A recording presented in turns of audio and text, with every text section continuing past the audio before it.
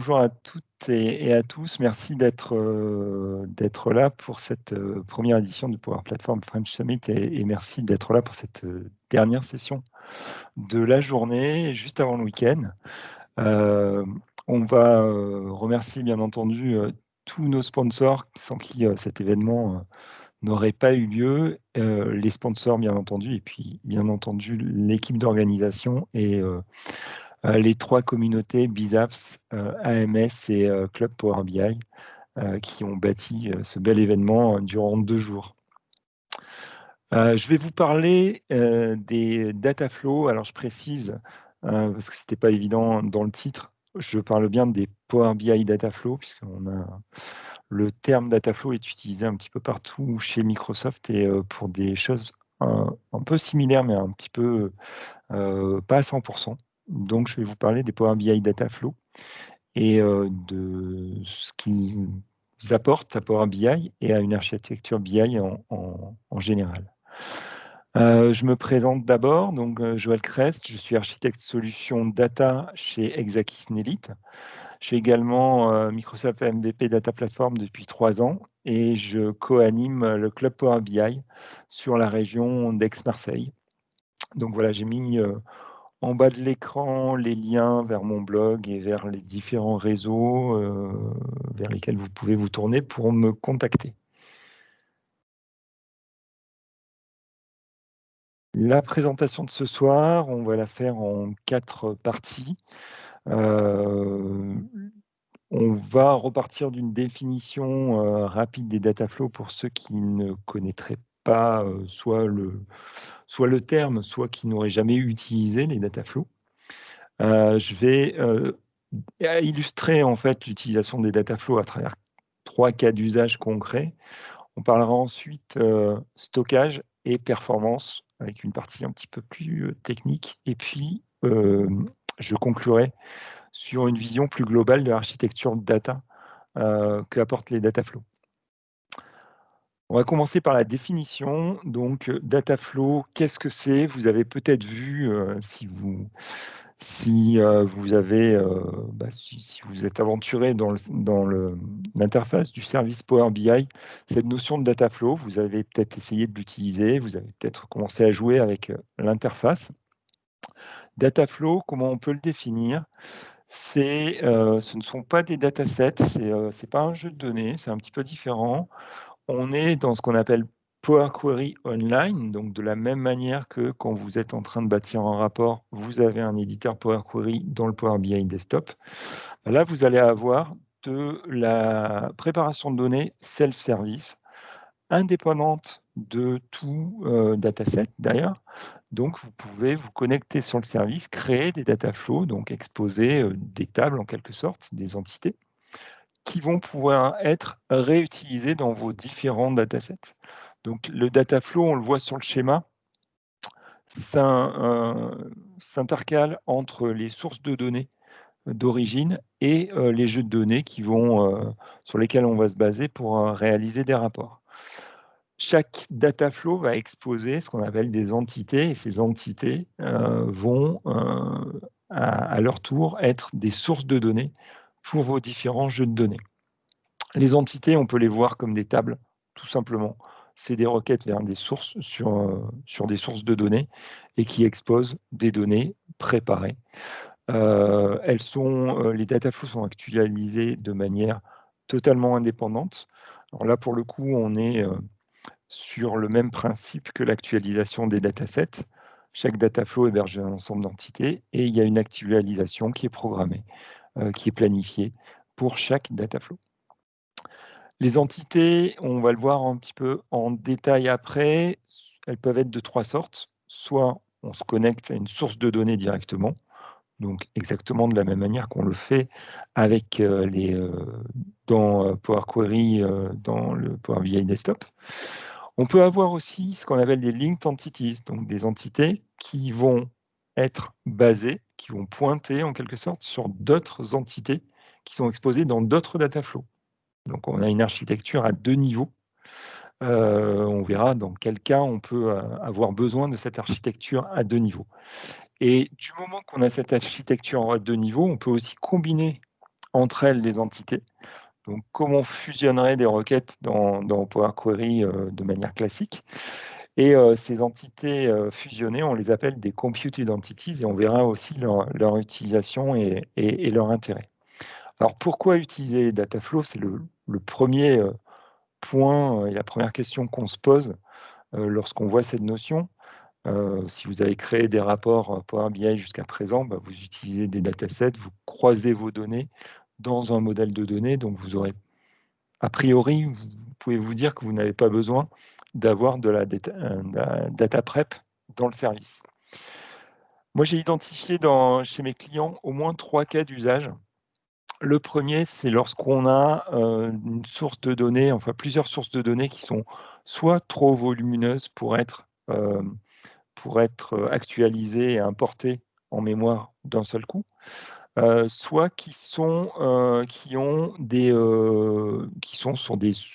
issues de sources de données différentes, avec des thématiques différentes, ou alors des sources de données et des données préparées qui doivent être actualisées sur un pas d'actualisation différent.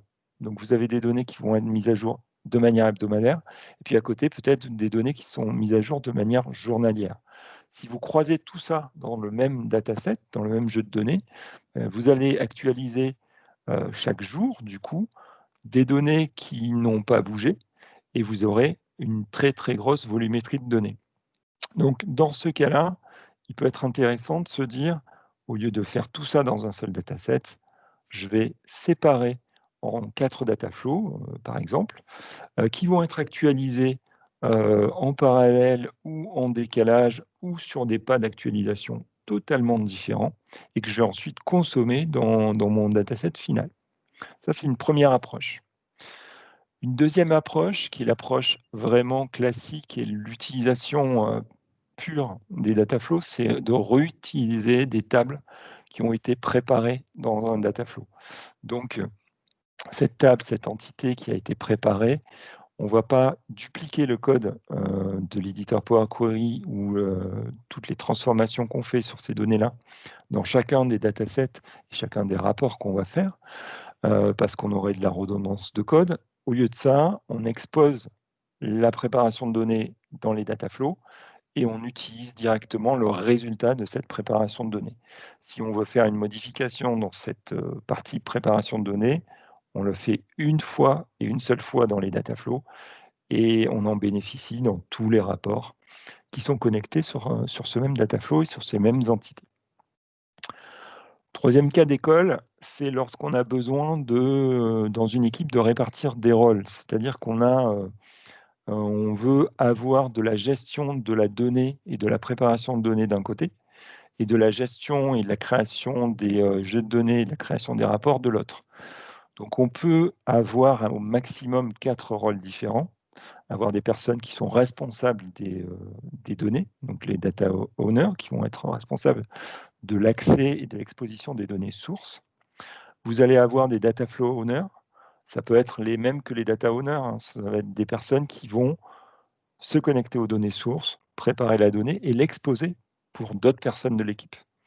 Et à partir de là, vous pouvez avoir une autre catégorie de personnes, des personnes qui vont créer les jeux de données et des personnes, peut-être les mêmes qui ont créé les jeux de données, qui vont créer les rapports. Donc, c'est 2 à 4 catégories de personnes. Si on n'a pas cette couche de data flow au milieu, ben, généralement, on arrive à avoir des personnes qui ont une casquette multiple avec une complexité de créer un rapport parce du coup, on a à gérer la connexion aux sources de données, la préparation de données, la modélisation. On a des allers-retours entre la modélisation et la préparation de données. Tandis que là, en séparant les rôles et en séparant les casquettes, on peut avoir une création de rapport et un process de création de rapport beaucoup plus souple. Si on parle stockage et si on parle performance, il y a une particularité, c'est que ces data flows le résultat de ces data flows, les entités, les données et le format de ces données, sont stockés dans un data lake storage qui est généré par Power BI, qui peut être un data lake particulier, mais qui peut être aussi, si vous ne le définissez pas et si vous n'avez pas de service Azure dédié, qui est géré en background par Power BI. Donc vous n'avez pas à rajouter le coût d'un data lake, c'est déjà géré dans la fonctionnalité. Et le format qui va être adopté pour stocker cette donnée, ben, c'est ce qu'on appelle les Common Data Model, les dossiers Common Data Model. Alors, le Common Data Model, si vous avez assisté à d'autres sessions de Power Platform, vous en avez entendu parler depuis hier. C'est le format, en quelque sorte, le format de métadonnées, de schémas, de données standardisées qui est exposé au sein de la Power Platform pour simplifier l'intégration des données. En gros, vous allez avoir plusieurs schémas classiques, standards, avec une orientation parfois métier, finance, supply chain, etc. Et vous aurez des métadonnées, un format standard de métadonnées qui est exposé, et vous allez mapper vos données et vos attributs de données à ces schémas-là. Vous avez la possibilité de faire ça avec les data flows, mais de manière totalement standard, avec vos propres données. Il va y avoir génération de dossiers au format CDM pour stocker votre donnée. Donc ça va ressembler à quoi dans le data lake? Vous aurez des dossiers, donc par data flow, vous aurez des dossiers par entité. Vous aurez un, voire même plusieurs petits fichiers JSON qui vont décrire les métadonnées et les différentes entités. Et puis, vous aurez des fichiers CSV, de simples fichiers à plat qui contiennent l'intégralité de vos données. La notion de linked et computed entities est une notion que vous allez retrouver dans les data flows et qui est réservée à un licensing très particulier, qui est le licensing Power BI Premium. Je fais une petite parenthèse à ce sujet. Beaucoup de personnes croient que la notion de data flow est réservée à du premium. Vous pouvez utiliser les data flows hors de Power BI Premium, donc avec des licences classiques Power BI. Vous aurez quand même un certain nombre de limitations. Vous ne pourrez pas utiliser les linked et les computed entities, et vous ne pourrez pas accéder à un certain nombre de choses. Toutefois, vous pouvez quand même faire des data flows et utiliser des data flows relativement simples hors premium. Donc pour en revenir aux linked et aux computed entities, les linked entities, il faut les voir comme une entité qui va pointer vers une autre entité qui a été créée dans un autre data flow. Donc en gros, vous avez une première couche de data flow qui va être l'ingestion de données brutes, en quelque sorte, à partir des sources de données, qui va exposer donc ces données-là à d'autres data flows qui, eux, vont se charger de la transformation de données. Donc, vous avez ces pointeurs.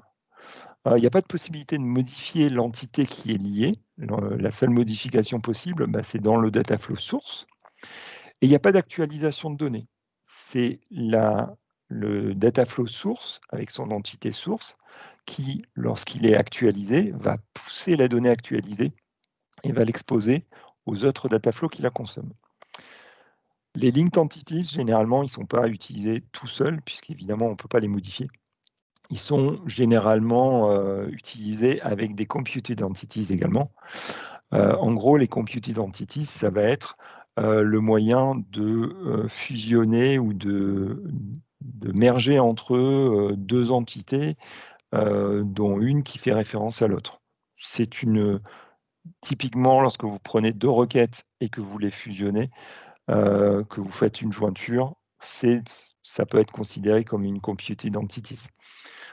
Du coup, vous pouvez utiliser les linked entities que vous avez récupérées d'ailleurs pour les fusionner ensemble et pour en faire des entités préparées, jointes, qui vont être de nouveau exposées soit directement à vos datasets, soit à une autre couche de data flow. La particularité, c'est que du coup, ces compute identities se basent sur des sources qui sont stockées dans votre Azure Data Lake Storage Gen 2. On va passer à la démo pour voir à la fois comment manipuler les data flows, à quoi ça ressemble, et comment on les manipule à partir d'un dataset. Alors, hop, je me positionne sur un petit rapport dans le Power BI Desktop que j'ai prévu au préalable. Généralement, quand on débute dans les data flows et quand on se retrouve dans l'interface des data flows dans le service, que je vais vous montrer juste après, on est un petit peu embêté parce que pour créer un data flow, on est obligé de passer par... on n'arrive pas directement dans l'éditeur Power Query. On est obligé de passer par une source de données. Donc, généralement, on a toujours une source locale, un fichier Excel ou autre. Sauf que lorsque vous travaillez dans le Power BI Desktop et que vous avez une source Excel, il n'y a pas besoin de passerelle de données. Pour un data flow, vous êtes dans le cloud, donc vous êtes obligé de définir et de déclarer de suite une passerelle de données. Donc ça peut vous bloquer. Vous n'avez pas forcément une passerelle qui est installée. Et donc vous êtes un petit peu embêté pour manipuler et pour prendre en main les data flows en dehors d'un projet particulier. Alors une astuce pour les débutants, vous pouvez avoir typiquement, hop, si je retrouve ma souris, elle est là. Là, j'ai par exemple trois petites tables qui sont issues du Fluo Data Northwind, de la base d'exemple Northwind. Donc, vous pouvez retrouver très facilement sur le web, en tapant Northwind Fluo Data, le lien vers la connexion à cette base de données d'exemple. C'est une connexion anonyme, donc aucun problème pour y accéder. Et si je veux jouer justement avec cette base Northwind dans les data flows, ce que je peux faire, c'est me positionner dans l'éditeur Power Query, donc prendre avec la touche, avec touche majuscule, je vais faire la sélection par exemple de mes trois tables qui sont ici. Je vais faire un clic droit copier, et ensuite je vais essayer de simplement copier-coller le code et les tables donc, que j'ai récupérées ici, dans mon interface web. Donc, hop, je bascule ici. Je suis donc dans un dossier et je vais créer un nouveau data flow. Je le crée à partir d'ici. J'ai le bouton pour créer de nouvelles entités. Et là, donc, j'arrive dans l'écran classique qui m'indique quelle est la source de données que je veux utiliser. Là, je vais tricher un petit peu pour arriver à l'éditeur Power Query directement. Je vais dire que je veux juste une requête vide. Donc, je laisse le code de la requête tel quel. Donc, il ne me charge absolument aucune donnée. Il n'a pas besoin de passerelle de données. Et du coup, je me retrouve dans l'éditeur Power Query classique que tout le monde connaît bien. Donc, du coup, en effet, j'ai plus besoin de cette requête qui m'a servi uniquement à rentrer dans l'éditeur Power Query. Et je peux tricher, me mettre sur la zone de requête et faire CTRL-V. Et du coup, il va y avoir, donc on va juste copier-coller les tables que j'avais dans mon Power BI Desktop, dans Power Query, dans mon dataset. J'ai besoin quand même de me connecter à ma source de données, même si c'est une connexion anonyme, j'ai besoin de lui définir, donc configurer la connexion. Je définis que c'est une source anonyme. Donc, il va valider les requêtes. Voilà, hop, il m'a levé les warnings qu'il y avait. Et je me retrouve, en effet, dans une interface classique de Power Query. Alors, cette interface classique, elle a un petit avantage et une petite particularité par rapport à Power Query tel que vous le connaissez. Alors, si vous voulez travailler tel que vous le travaillez dans Power Query, pas de problème. Tout est compatible à 100%. Si vous voulez essayer une approche nouvelle qui va bientôt apparaître, je l'espère, dans le Power BI Desktop et dans Power Query également dans les datasets, vous pouvez aller dans la zone affichée et basculer ici. Vous avez une nouvelle vue qui s'appelle la vue diagramme, qui est en préversion et qui va vous permettre de transformer en quelque sorte Power Query en une interface graphique Donc, si vous connaissez les interfaces d'outils tels que Talend, tels que SSIS, ou tels que Alteryx, par exemple, vous ne serez pas dépaysé. Donc, vos requêtes sont transformées, vos futures entités sont transformées ici. On peut les étendre en des petites boîtes reprenant les différentes transformations que vous avez fait à votre donnée source. Donc, on voit bien le flux aux data, on voit bien l'étape de navigation. Et donc, on peut continuer de manière graphique à travailler sur les requêtes. Si je suis, par exemple, sur cette étape de navigation, je vois que j'ai des warnings en bas parce que, évidemment, le Dataflow me dit, l'interface Power Query me dit que je ne peux pas utiliser des types complexes. Donc, je vais devoir supprimer les types complexes qui se trouvent ici. J'ai des colonnes de type enregistrement. Donc, je sélectionne les colonnes à supprimer. Bien entendu, je peux faire un clic droit et supprimer les colonnes ou aller dans les menus. Mais je peux également dire, je me positionne donc sur mon étape de navigation et je crée une nouvelle transformation. Et là, dans mon menu déroulant, j'ai accès à toutes mes transformations que je peux réaliser, regroupées par thématique. Et donc, je peux faire supprimer les colonnes. Et donc, il va me rajouter cette étape de suppression des colonnes. Donc, je vais le faire également ici sur la table des commandes. Hop, où je dois avoir un certain nombre de colonnes que je supprime.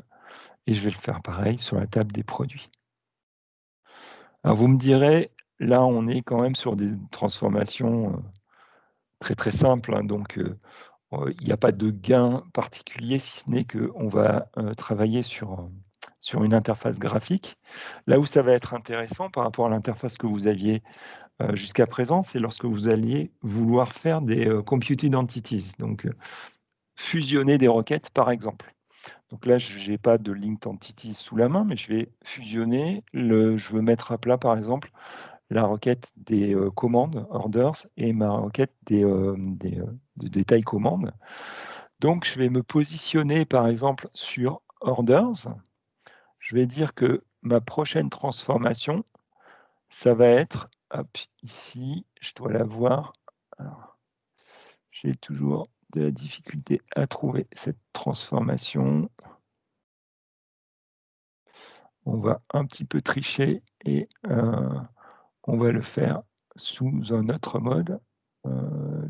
Si je sélectionne là, sinon on va le faire directement dans les menus. Si on le retrouve rapidement, alors vous voyez que lorsqu'on prend en main cette interface, vous aurez toujours des anciens réflexes. Et c'est pas mal parce que ça vous évite de rester bloqué. Vous avez plusieurs moyens d'accéder à vos transformations. Et puis petit à petit, vous prendrez les nouveaux réflexes. Donc je fusionne les requêtes. Je dis que je vais fusionner ces deux requêtes comme nouvelles. Et je me retrouve dans l'interface qui va me faire ma jointure et où je demande de faire une jointure externe gauche entre orders et orders detail. Gros avantage graphique, vous allez le voir de l'interface et de la vue diagramme, c'est que là, du coup, graphiquement, je me retrouve avec une représentation de mes jointures. Je sais de quelle requête je pars pour arriver à quelle requête et donc à exposer quelle entité.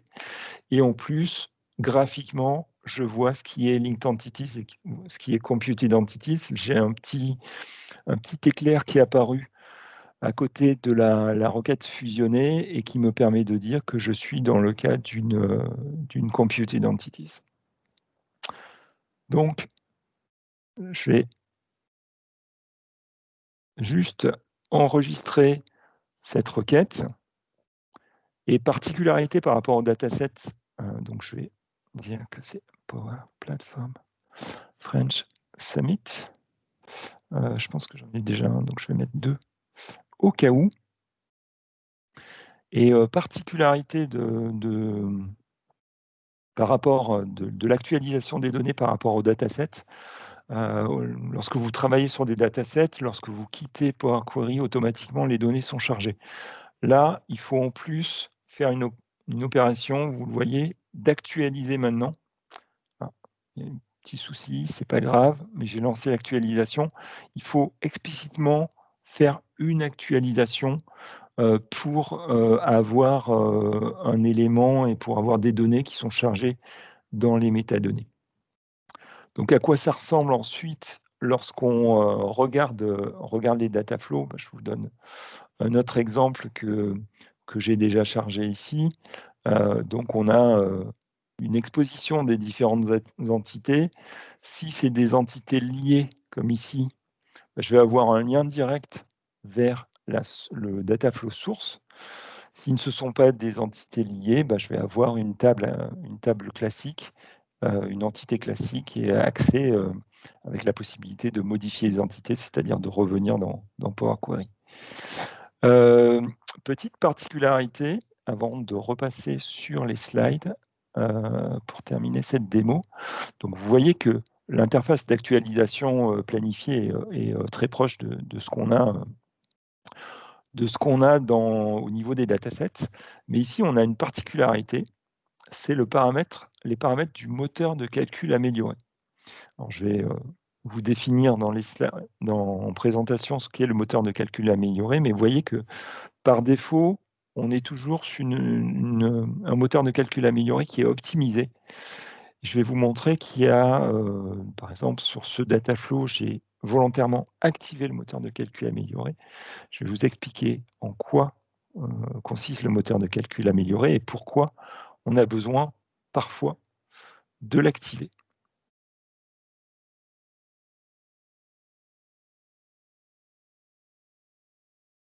Titre d'exemple, je vais me revenir sur un dataset vierge et terminer cette démonstration sur la partie connexion à un dataflow, justement. Donc, quand vous êtes sur un dataset, vous avez ici la source Dataflow Power BI. On vous demandera peut-être de vous authentifier une première fois au tenante, parce que ce n'est pas forcément l'authentification qui est ici qui va vous servir pour vous connecter au Dataflow. Et je vois donc mes différents Dataflow exposés, en particulier mon Dataflow Northwind avec le moteur de calcul amélioré activé, et je peux, alors je ne vais pas charger beaucoup de données, je vais juste me connecter à Order Details, juste pour vous montrer ce que ça donne lorsque je me connecte à ces données-là. Hop. Alors, si j'avais laissé le moteur de calcul amélioré en optimisation classique, j'aurais chargé les données en mode import de données classique sans qu'il y ait ce message me demandant si je veux faire du direct query ou de l'import. Donc, comme vous l'avez peut-être deviné, le fait d'activer le moteur de calcul amélioré m'a permis d'accéder à de l'import ou du direct query. Donc, si je le veux, et si j'ai de la donnée volumineuse, par exemple, et que le requêtage est relativement optimisé, hein, c'est toujours à vérifier au moment où on crée son rapport, je peux me connecter à Order Details en direct query. Donc là, je n'ai pas d'import de données en mémoire. On le voit d'ailleurs à gauche, ma vue de données a disparu. J'ai juste la vue modèle qui apparaît. Et c'est tout. L'avantage de se connecter, si on a besoin de se connecter en direct query dans un premier temps, le gros avantage, c'est que dans les options avancées de la vue modèle, on a possibilité de rebasculer ici sur différents modes de stockage et en particulier de rebasculer sur le mode importé. Donc, typiquement, si je vois que les performances ne sont pas au rendez-vous et que la connexion de direct query n'est pas bonne, je peux rebasculer sur importer. En revanche, j'ai un message qui me dit que cette bascule vers le mode importé est définitive. Donc, je ne pourrais pas revenir sur un choix direct query si je le fais, mais je peux donc basculer sur le mode importé. À ce moment-là, j'ai un chargement, une nouvelle connexion à ma source Dataflow. j'ai un chargement des données et on voit ici apparaître la fameuse vue données qu'on ne voyait pas jusqu'à présent et qui me montre bien que j'ai chargé mes données.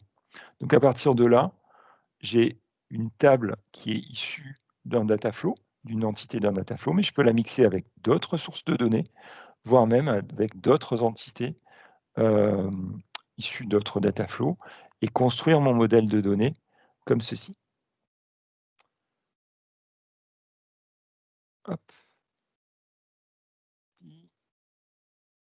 Le moteur de calcul amélioré. Alors, techniquement, comment ça se passe? En gros, il va me permettre d'optimiser les performances des calculs, mais dans un cas particulier, c'est lorsque un data flow accède à des entités à partir d'autres data flows. Donc, on est dans le cas typiquement des linked entities et des transformations qu'on va faire par-dessus. En gros, tout est basé sur le moteur de calcul de Power Query qui s'appelle le Mashup Engine. Si classiquement, en fait, le Mashup Engine va consommer de la donnée et va ensuite faire la préparation de données pour ensuite produire de la donnée transformée. Dans le cas du moteur de calcul amélioré, on va stocker la donnée, on va avoir intercalé en fait un cache au format Azure SQL DB. Pourquoi on rajoute ce cache alors qu'on avait déjà le CDM folder data? Eh bien, on rajoute ce cache parce que d'abord ce cache, puisque c'est de l'Azure SQLDB, donc du requêtage SQL, on va pouvoir se baser là-dessus pour activer le mode Direct Query. Vous le savez, le mode Direct Query peut être activé uniquement sur une source de données de type base de données relationnelle qui puisse être attaquée au format SQL. Donc, c'est typiquement le cas de Azure SQLDB. Donc, si on a ce cache-là, on va pouvoir activer ce mode-là. On a ensuite un autre gros avantage, c'est que ça permet ce qu'on appelle le query folding. Alors, le query folding, c'est un mot que vous avez peut-être jamais rencontré, mais que vous avez peut-être utilisé sans le savoir dans Power Query. En fait, lorsque vous êtes sur une source de données de type SQL, si vous faites des transformations qui peuvent être interprétées comme une requête SQL, bien, Power Query va transformer vos transformations en une requête SQL équivalente et va demander à la source SQL, au serveur SQL, de l'exécuter.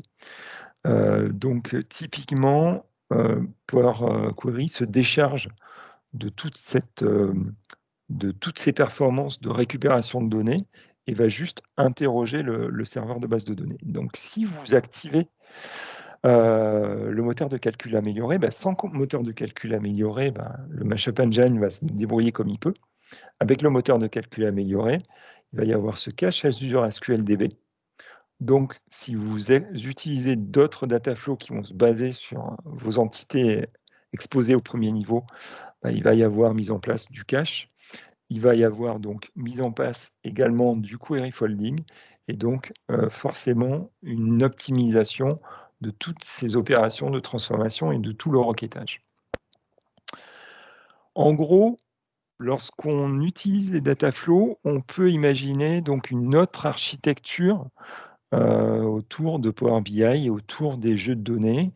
Lorsqu'on a plusieurs jeux de données dans une même entreprise et qu'on va réutiliser de la donnée, on dit qu'on va passer d'un mode qui est centré report-centric, un mode classique dans lequel on va vous demander de faire un rapport RH, de faire un rapport marketing, de faire un rapport commerce, et puis vous allez vous rendre compte que votre collègue à côté fait exactement le même type de préparation de données, le même type de transformation, et donc vous allez faire des copier-coller de requêtes Power Query ou des connexions aux mêmes sources de données. Et puis, vous allez doublonner cette donnée, ces préparations de données à l'intérieur de différents datasets et de différents rapports. Ce qui est intéressant avec les data flows, c'est qu'on peut passer sur un mode data-centric. En gros, vous aurez toujours vos workspaces dans lesquels vous allez exposer vos rapports vos tableaux de bord, vos applications à destination de vos utilisateurs. Mais en plus de ça, vous pouvez rajouter une couche de workspace qui sont ce que j'appelle des workspace repository. Alors, ce n'est pas des workspace de type particulier, mais c'est des workspace qui vont servir à héberger uniquement des data flows. Donc, ça va héberger de la donnée d'entreprise ou de la donnée factorisée, réutilisable. Et donc, vous allez uniquement, à partir de vos rapports, de vos datasets, piocher les données sources valides. Et donc, vous allez bâtir une source unique et fiable d'exposition de la donnée et de préparation de la donnée. Donc, typiquement, c'est une bonne démarche à avoir au sein d'une petite équipe ou au sein d'une grande entreprise pour structurer ces espaces de travail et avoir cette couche d'espaces de travail repository, donc d'avoir des couches d'espaces de travail dédiés au data flow. Juste pour conclure, par rapport à tout ce qu'on a vu, logiquement, il en découle quelques bonnes pratiques à adopter lorsque vous commencez à utiliser Dataflow. Donc, vous avez vu que vous pouvez faire plein de transformations de données à l'intérieur d'un même Dataflow pour différentes entités. La bonne pratique, c'est déjà de séparer ce qui est ingestion de données et préparation de données. Donc, typiquement, vous créez des data flows qui sont des data flows de premier niveau, des data flows qui vont remonter de la donnée. Donc, c'est pour ceux qui viennent de la BI, c'est une sorte d'ODS dans lequel vous allez stocker de la donnée brute, en quelque sorte. Vous allez exposer cette donnée brute en utilisant le moteur de calcul amélioré, et du coup, vous allez pouvoir requêter cette donnée brute à l'intérieur d'autres data flows pour faire votre partie préparation de données. Du coup, vous allez utiliser les linked entities. C'est une bonne pratique. Vous allez forcément utiliser des computed entities à partir de ces linked entities. Et puis, dernière astuce, dernière bonne pratique, et elle est commune à Power Query, que ce soit dans les data flows ou dans les datasets, c'est de réaliser toutes les opérations de sélection de colonnes, de jointure, de filtre avant les autres transformations plus complexes. Typiquement, si vous avez à pivoter des colonnes, faites-le en dernier, parce que les opérations de jointure, de filtre, de sélection de colonnes, elles peuvent être interprétées par le query folding, donc elles peuvent être transformées en requêtes SQL et elles peuvent optimiser vos traitements en mémoire pour les data flows comme pour les datasets. Donc maintenant, je vous laisse la parole. Je ne sais pas si s'il y a des questions dans le chat ou si vous pouvez si vous voulez, vous pouvez vous démuter pour les poser directement.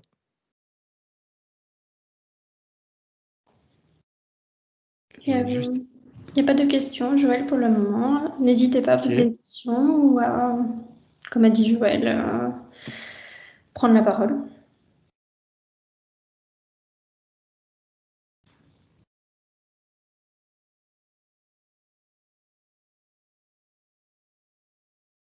Pas de questions?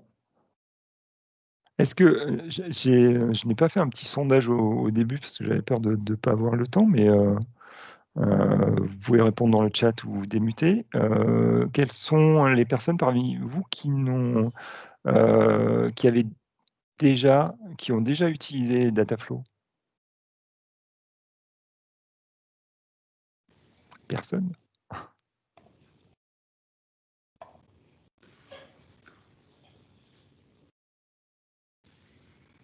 Personne visible. Si. Une personne. Bien. D'accord.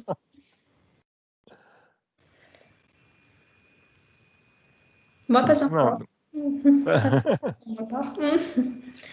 Bientôt, du coup. Oui. C'est trop récent. Oui, c'est vrai que ça a 1 an, mais c'est resté longtemps en preview.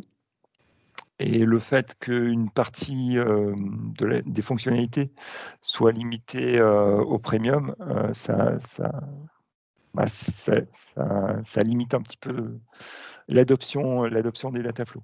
Maintenant, comme l'a précisé, si vous étiez à la session précédente, Marc Lelichveld, depuis peu de temps, depuis une semaine ou deux, est en public preview la possibilité d'avoir du premium per user.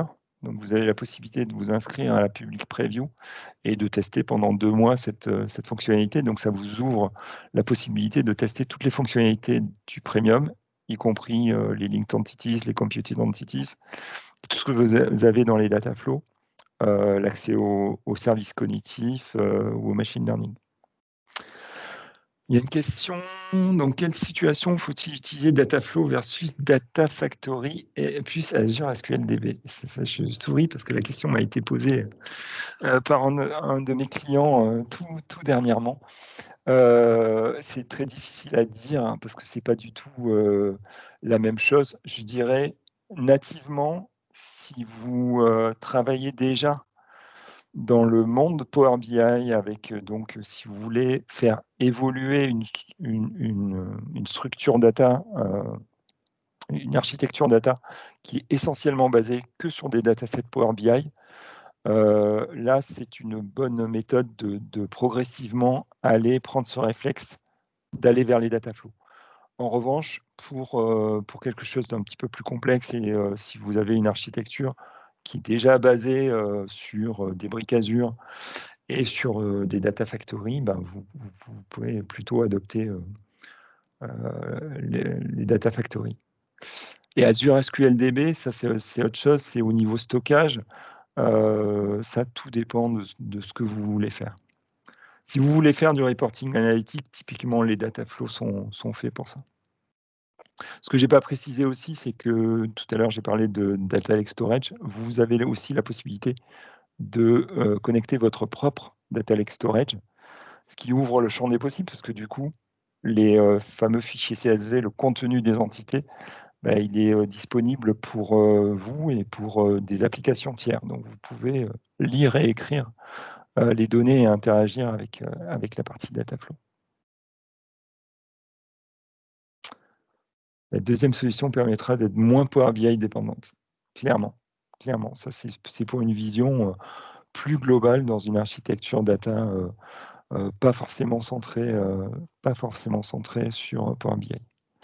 Et dans l'exemple typique d'utilisation des data flows, que je n'ai pas cité tout à l'heure, si vous travaillez sur des rapports et si vous travaillez sur des jeux de données, j'ose espérer que vous avez toujours une table calendrier ou une table date quelque part dans votre modèle de données. Si cette table date, vous avez l'habitude de la gérer en Power Query, bah, mettez-la dans une entité, dans un data flow une bonne fois pour toutes. Et comme ça, vous pouvez la réutiliser sans aucun problème, sans avoir à faire du copier-coller de code Power Query.